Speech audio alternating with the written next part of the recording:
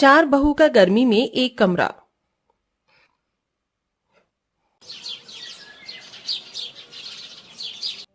अरे वाह, एक तो चिराग मेरे घर में पहले से था, बाकी के 3 और भगवान ने मुझे नसीब किए हैं। आ जाओ मेरी प्यारी बहू, मेरे इस छोटे से घर में तुम्हारा स्वागत है। हिमानी बहू, चल अपनी तीनों देवरानियों की जरा आरती तो कर। जी माँ। हिमानी ने बड़ी ही खुशी खुशी अपना तीनों नई नवेली देवरानियों की आरती कर उनका गृह प्रवेश करवाया। लेकिन हिमानी ये नहीं जानती थी कि वो कौन सी आफतों को अपने घर में बुला रही है। नई बहुओं का पहला दिन तो कुछ इस तरह से बीत गया। तीनों ही हेमा की छोटी बहुएं अमीर घरानों से थीं, जो दहेज में अपनी हर तरह की सुविधा का सामान लेकर आई थीं। सिर्फ एक हिमानी ही गरीब परिवार से थी। नई बहुओं की शादी के लगभग 1 हफ्ते बाद। अरे रीमा, तुम्हें माँ, आपने कमरे में क्या एसी चलाया हुआ है?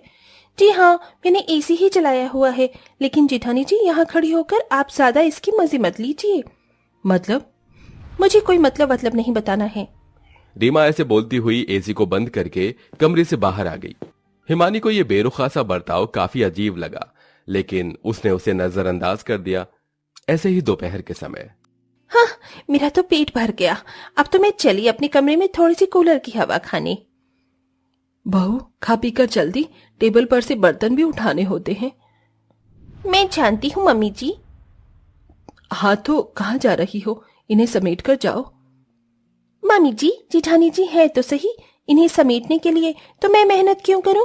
जेठानी जी तुम्हारी जेठानी है, क्योंकि कोई नौकरानी नहीं है जो तुम उस बेचारी पर ही गर्मी में सारा लोड डाले रखती हो। मम्मी जी, हम आपकी अमीर बहुएं हैं जिन्होंने आपको भर भर कर दहेज दिया है। जेठानी जी ने क्या दिया है? ना उनकी शक्ल अच्छी है, न रंग रूप, और तो और वो दहेज भी कुछ खास नहीं लाई थी, तो घर के काम वही तो करेंगी। उल्टा अपनी सास को ही समझाकर सावित्री अपने कमरे में चली गई।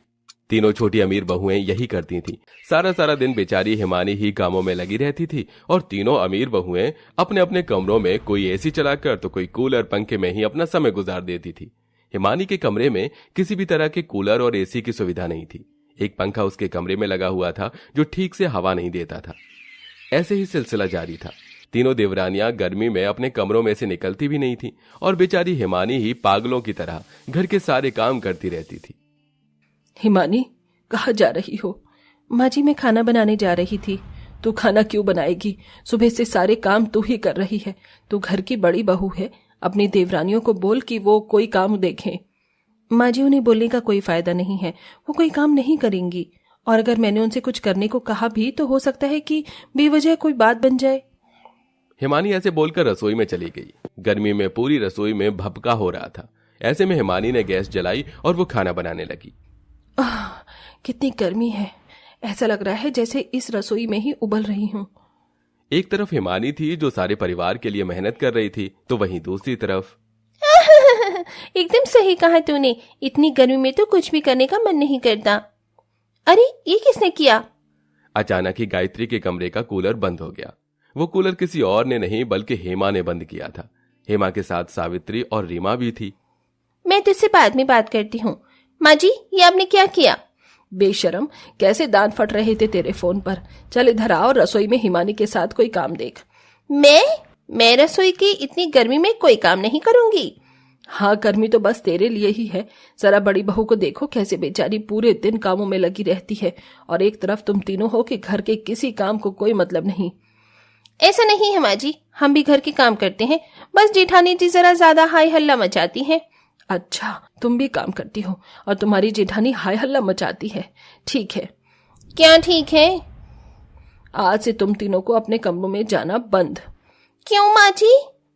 अब से तुम तीनों अपनी जेठानी हिमानी के कमरे में रहोगी। क्या? लेकिन क्यों माँ जी?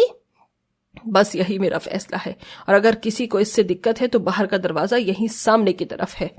हेमा की बात तीनों बहुएं समझ नहीं पाई थीं, लेकिन उन्हें न चाहते हुए भी उसकी बात को मानना पड़ा। हेमा ने तीनों बहुओं के कमरों में ताला लगा दिया और तीनों को हिमानी के कमरे में छोड़ दिया। अब रहो यहाँ। हेमा मुस्कुराती हुई वहां से चली गई। ये माँ जी हमसे चाहती क्या है? इन्होंने हमें इस छोटे से कमरे में क्यों बंद कर दिया है? सही कहा, यहाँ पर तो बैठने का भी मन नहीं कर रहा है। माँ जी ने कुछ सोचकर ही ये फैसला लिया होगा। आप सभी गर्मी के बारे में ज्यादा मत सोचिए। अगर आप गर्मी को भुलाकर किसी काम में लग जाएंगी तो आपको ये कम महसूस होगी। तुम तो बोलो हिम्मत, काली कल्लो जेठानी जी, ये जो भी हुआ है सब कुछ आपकी ही वजह से हुआ है। तीनों देवरानियां अपनी जेठानी पर भड़कने लगीं, लेकिन जेठानी कुछ नहीं बोली। आखिर में गर्मी से परेशान होकर तीनों अमीर बहुओं ने किसी न किसी काम में ही लगने का फैसला लिया। मैं तो जा रही हूँ ठंडे ठंडे पानी से बर्तन धोने।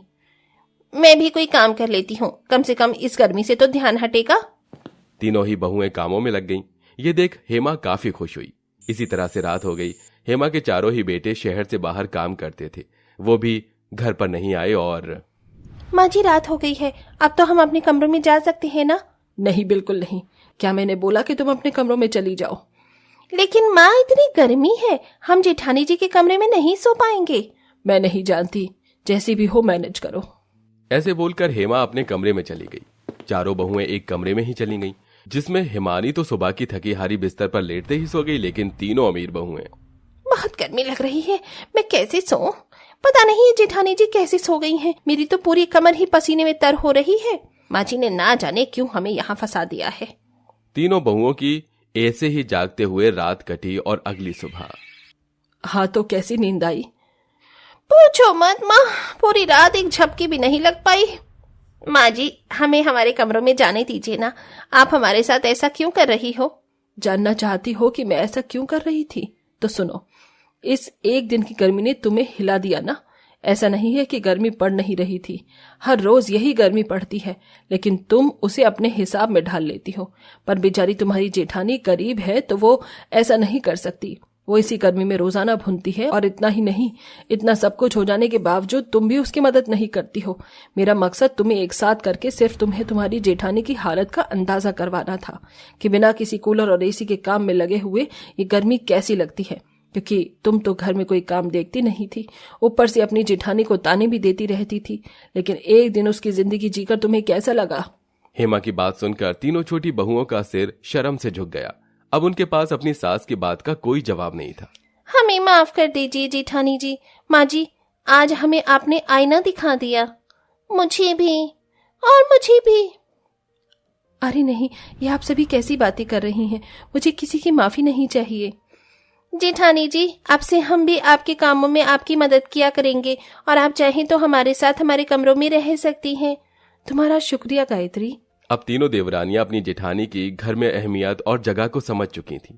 इस दिन के बाद से फिर कभी तीनों बहुओं ने अपनी जेठानी को परेशान नहीं किया। अब वो सभी मिलजुल कर सारे काम किया करते थे और खुशी खुशी रहते थे।